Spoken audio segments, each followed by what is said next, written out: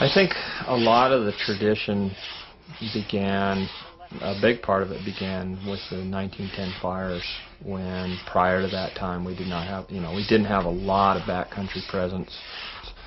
We set up a pretty extensive trail system, bridge building system, and then lookouts. And with the building back in there, putting in backcountry stations, building trail, and maintaining trail and phone lines, we ended up beginning to create and then maintain a whole backcountry system, which was done with hand tools at the time.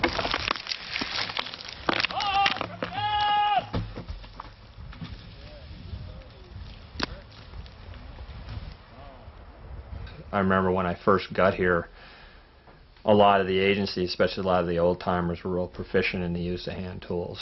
And as those people left, oftentimes their expertise wasn't passed down, and that's something that we're trying really hard to try and maintain and find enough, information and enough skill to pass this down to other people in the agency. Well, the old-timers are disappearing, but when a new person, a new recruit on a trail crew, realizes that there are old-timers and realizes that there has been a long tradition and a lot of pride, sometimes there'll be a spark where they'll want to continue in that. But I think it's important that the new people understand that these are tools that have been used, that have been held in craftsmen's hands for years and years. And then they can begin to feel that too.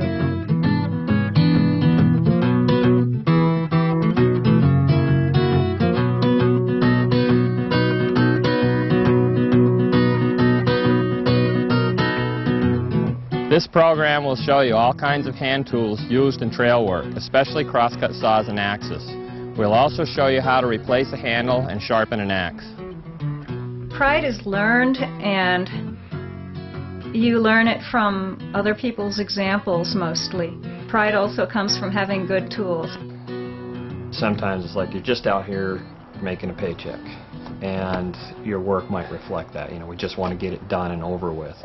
Whereas other people who decide that they want to take a lot of pride in it. And to me, part of pride means you're going to actually have more fun at work, because it gets to be like, let's do this the best we can.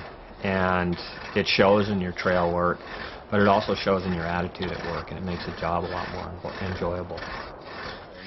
But one of the biggest things that I see, in addition to being able to use tools safely and economically, is that when we're out there, a lot of times when we're dealing with local people, and they may or may not have a good impression of the agency. If they go along and they see a piece of trail work or a log that's cut out really well, and they say, man, that's a nicely chopped log, or that's a really nice piece of crib that somebody built, then all of a sudden, whatever group we're working for, we gain some credibility. So when we end up talking to them, we end up getting a lot further with the messages that we have to pass, because they say, well, maybe these people know what they're doing. And I think that's a real important part of what we can gain through this.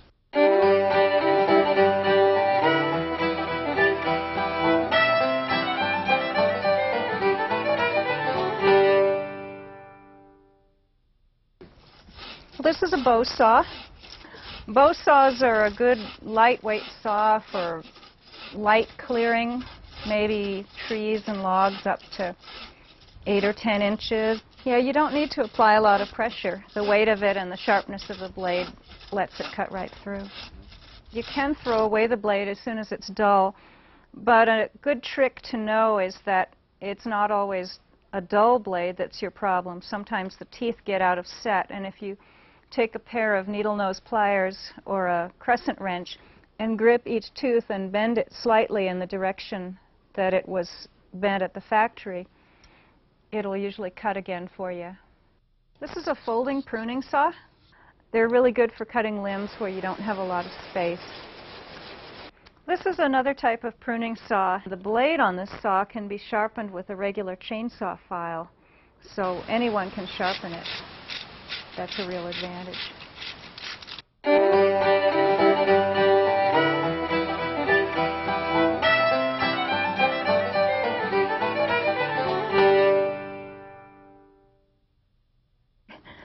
Crosscut saws have been made in all different shapes and sizes and with different tooth patterns for different purposes. This two-man saw is a bucking saw. It has a straight back. It's fairly stiff, so one person can use it. It has lance teeth with 4 cutters and 2 rakers, so it will work well in softwood like pine. This is a felling saw. It also has lance teeth. It's a felling saw because it has a suede back and a thinner belly, and it's a lot more flexible. This dandy saw has plain teeth. They're all little triangles. It might work pretty well in hardwood.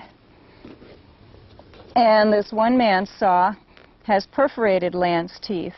They'd work well in a softwood.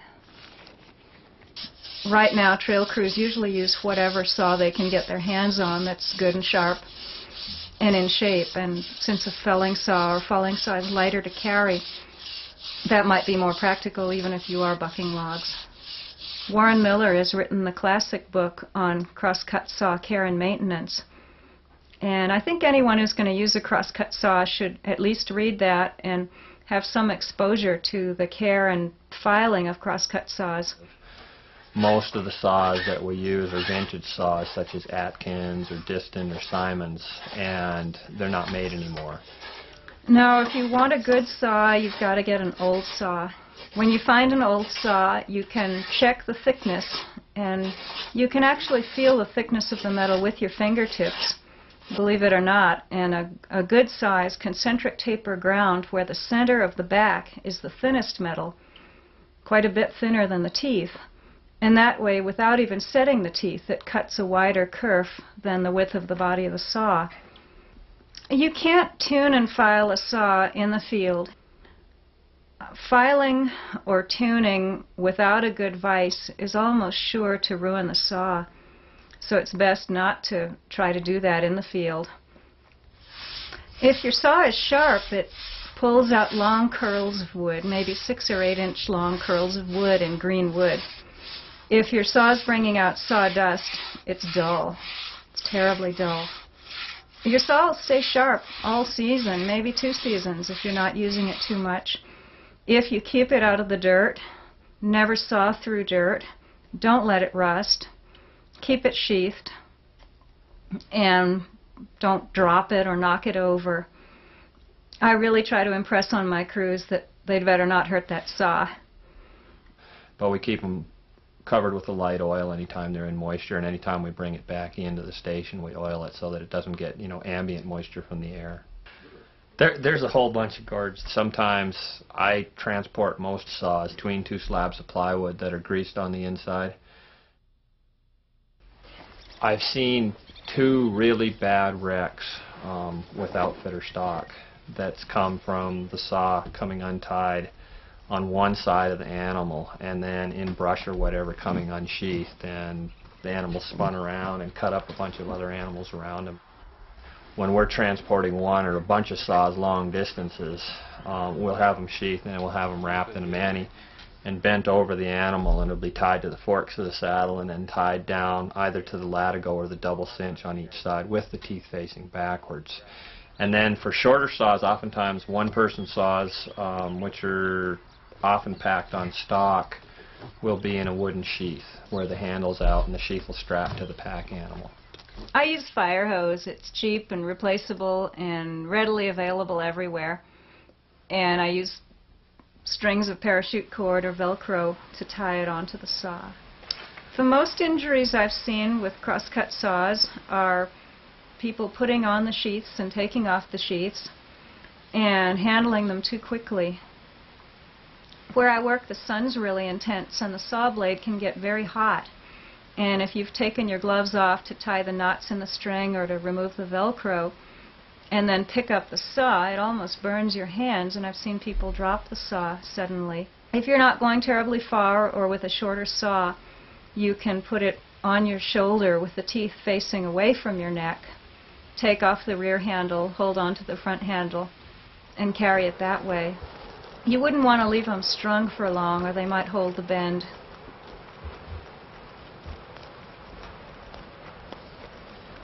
There hasn't been a lot of official training for crosscut sawing. The danger in a lot of falling and bucking operation comes from the trees, not from the saw. So I'd recommend that anyone who's going to do a lot of bucking go out with someone who can teach them about bucking, whether they're using a crosscut saw or a chainsaw. And I'm assuming that we'll have more regular type training programs available soon. What's coming into play now is that crosscut saw training is being attached to the chainsaw training as part of that, you know, if people are going to be used crosscut so that it can be used more responsibly.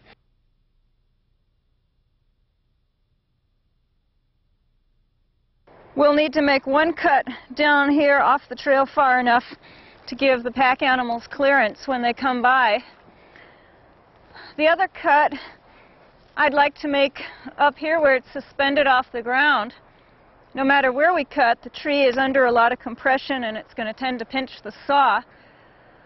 And we won't have any trouble moving a bigger log as opposed to a smaller log because it's on such a steep hill it's going to want to move. We want to make both our cuts at compound angles, opening up this way so the log will roll downhill. It's a real shame to make your cuts at the wrong angle and wedge your log in place and have to start all over again with a crosscut. And I just as soon make the upper cut first, and that'll relieve the compression for the second cut. There's no use fighting compression on both cuts if you don't have to. As far as safety, for both cuts we're going to want to finish from the uphill side with one person bucking. We're going to want to be aware that there's a chance the upper part could come down the hill too if the root wad gives way. You swamp out the area where you're going to stand to cut. You decide where your body position is going to be so that you can pull that crosscut saw alongside your body, not towards yourself. You want to have good footing and have all the vegetation out of the way of the saw so it'll run smoothly. We'll take and scrape out some footholds with the Pulaski. We may have to move some rocks out of the way. We may have to move a lot of other logs and down debris out of the way.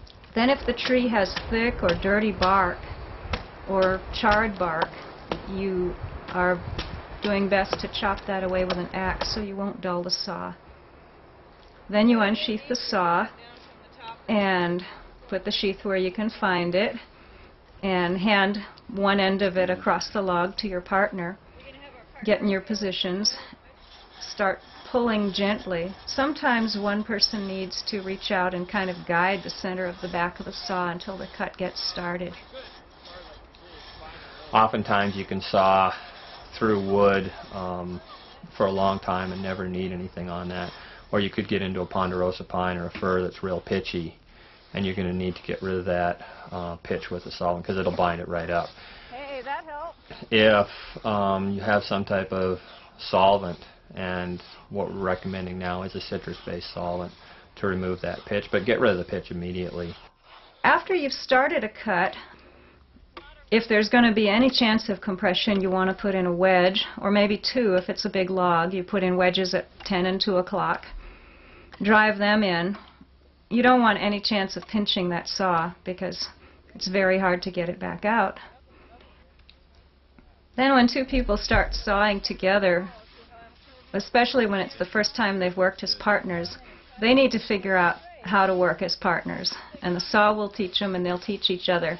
Sometimes there's a lot of yelling involved, but that's kind of how it works. When you're working with a new partner and you're not used to sawing together, you may end up watching your partner saw and watching how his saw is. If there's any bend in it, that saw is going to be binding and fighting as it goes through the wood.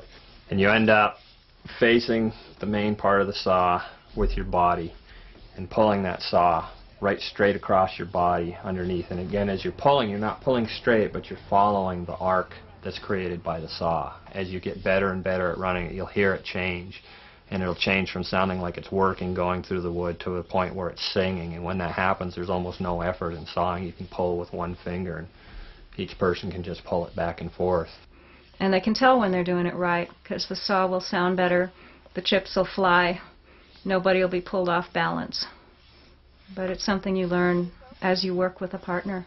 When you use wedges a lot of times is keeping that open, and oftentimes the log may roll, and as it rolls it's going to pinch. So then a lot of times what we'll do is we'll wedge it and we'll drive an axe or a Pulaski head spanning the kerf of the cut to hold that log and keep it from rolling. And there's ways that you can control some pretty large logs, sometimes up to a couple tons with just one Pulaski driven in there, and it's a real safe way to do it. Then as you cut through and get close to where the log may shift or may fall through, usually you take the handle off of the downhill side, or whichever side has become hardest to saw from, and let one person finish the cut. Yeah. And that one person finishing the cut should use just the teeth on the end of the saw. And if the saw does drop down into the dirt, you're going to dull the end teeth, which don't matter quite as much as the middle teeth. Okay.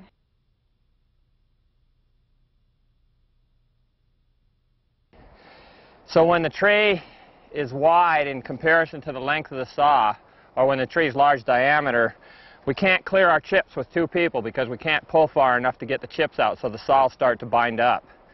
When that happens, we usually go to single bucking, and then we can take a longer stroke and we can clear our chips, which actually makes single bucking in this case less effort than double bucking with a short saw.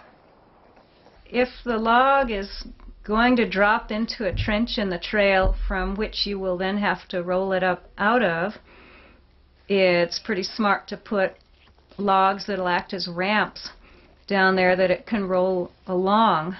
Anytime you can use a mechanical advantage and move that tree out of the way, the easier you can do it, the better it's going to be.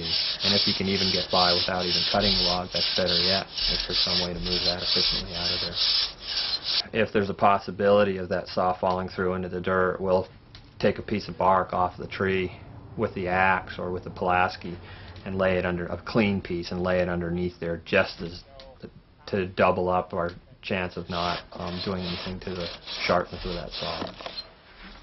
You may want to cut poles to use as levers, or use your pry bars and have them underneath the log so that when it drops free you can lift up on the levers and push it out of there. Pretty much you need your creativity, and you need a good sense of mechanical advantage, and you need to figure all this out before you've cut the log.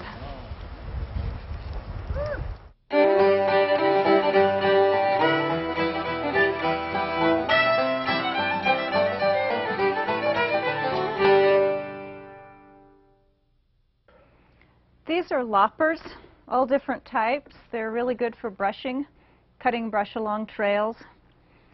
There are two basic types of lopper. This is the anvil type, where the blade cuts square against an immovable anvil.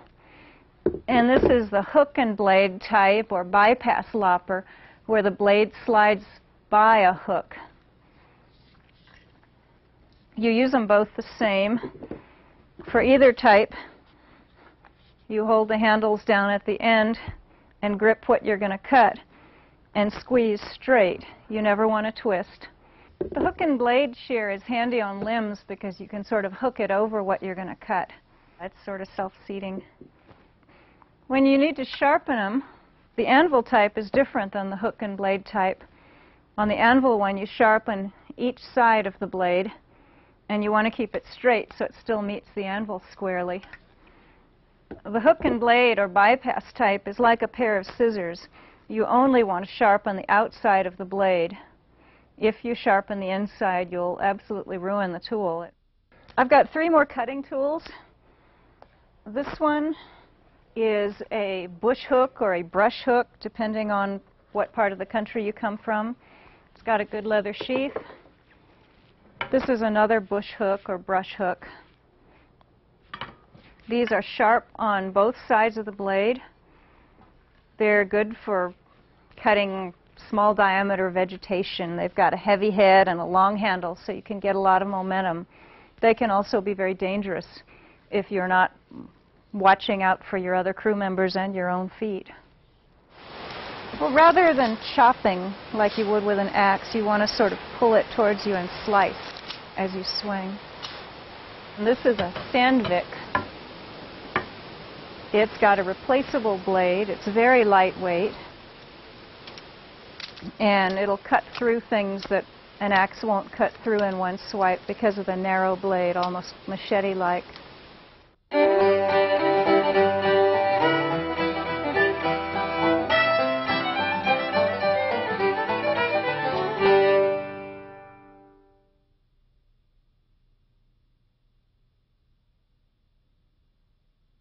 Pulaski's probably the main implement used for firefighting. It's also used quite a bit in trail. It's got a chopping or cutting edge which is filed on both sides and filed pretty sharp for chopping, and then a mattock or hoe end to it which is filed on the inside of the curve, and that's used for moving dirt or small rocks, stuff like that. When you're pulling dirt and you're pulling it towards you, a lot of times when people, and myself included, started doing it, you pull almost in a straight line. And that's nowhere near as effective as if it's angled slightly. And when you're angled, you're actually cutting, almost like a plow moving through the dirt. You're cutting dirt as you're moving, and then it's a lot easier to remove it from the tread. A lot of times people that are working with the Pulaski all the time, again, are using their legs as the main source of power for it. If you're carrying a tool like a Pulaski over distance, it should be sheathed. The sharpest cutting implement on the Pulaski should be still facing away from you on the downhill side so that if you fall, you can get rid of it. It's usually a good idea to have at least 10 feet between people. So a lot of times with the hoe end, we'll sharpen it at the end or the beginning of each trail hitch, and that'll often be sharpened with a grinder because you can take that down. The cutting end of the Pulaski is different because you don't want to change the temper and make it too hard or too soft. So a lot of times we'll file that with a file rather than using a grinder. A combination or a combi tool it's a small shovel that can be rotated and turned downwards for a hoe, and on the far end of it is pick. So when it's turned into the hoe position, you've got a hoe on one side and a pick on the other side, and that hoe is also really good for cutting roots. It's also a very small, fairly narrow base shovel, which can be pretty good for cleaning water bars and areas where you're doing a lot of work on drainage.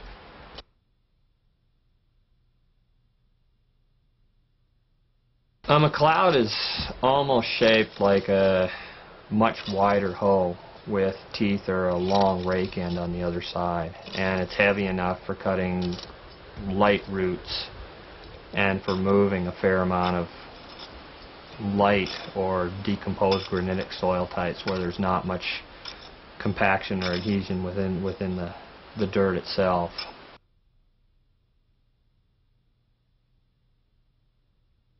Council tool is almost like a section off a sickle bar mower, which usually has 4 or 5 teeth on it, and it's triangular. It's sharp, and it's used for lighter litter and duck for removing that.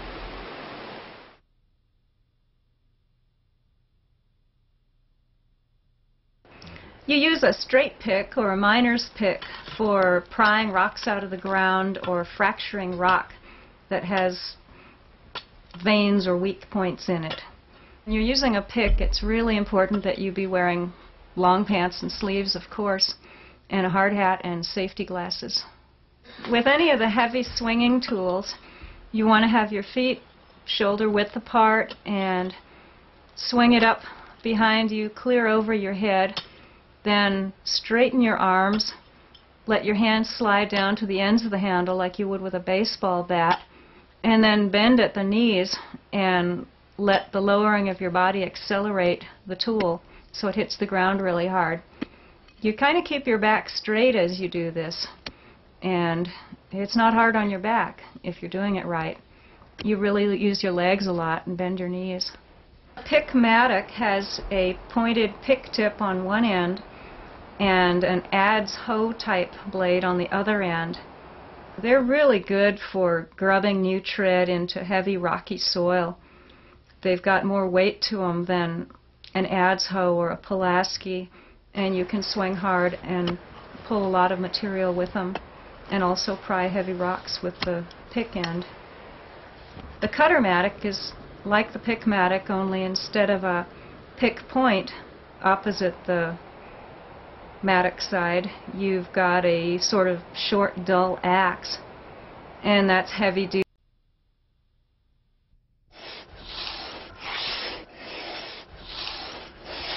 I think a lot of the tradition began, a big part of it began with the 1910 fires, when prior to that time we did not have, we didn't have a lot of backcountry presence. We set up a pretty extensive trail system, bridge building system, and then lookouts. And with the building back in there, putting in backcountry stations, building trail, and maintaining trail and phone lines, we ended up beginning to create and then maintain a whole backcountry system, which was done with hand tools at the time.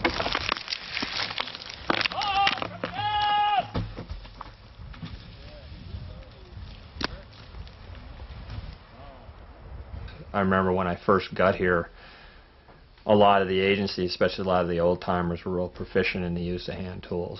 And as